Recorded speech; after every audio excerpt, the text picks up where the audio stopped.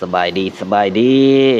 เนาะสบายดีคือเก่าเอามาทักทายสบายดียามมื้อเช้าเนาะตอนเช้าวันที่24เมษายนนะมาเริ่มเบียกมาเก็บเบียกเนาะอยู่ที่บ้านนาไซเป็นโรงเรียนสั้นที่ว่าเฮาเฮ็ดไปแล้วมันยังบ่แล้วเนาะ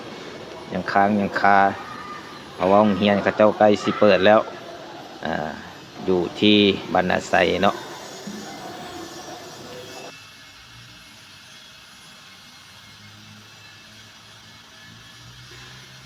ไกลกับโรงแรมเมืองแห้งเวียงจันทน์ทางด้านหลังเนาะ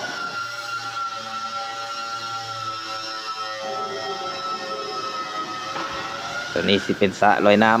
ำมีสระลอยน้ำแต่ละชั้นนี่คือกันเนาะมุงหลังคาห่มมัดภายในโรงเรียนเนาะบ่มีแดดเหมือนนะตัวนี้สิเป็นคันไดขึ้น2ปากเนาะคันไดขึ้นเดี๋ยวสิพาย่างขึ้นไปเบิ่งชั้น2เนาะว่ามันสิเป็นจังได ดอกไฟทางย่างเขาก็ยังบ่ได้ใส่เนาะถือว่า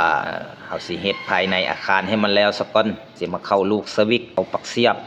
เข้าลูกสกิปตู้ไฟเนาะให้มันแล้วดอกไฟแอร์ไม่อย่างเขาแล้วหมดละแล้วก็ย่างแต่ดอกไฟทางย่างกับดอกไฟห้องประชุมเนาะห้องประชุมเขาก็ยังบ่แล้วเทื่อ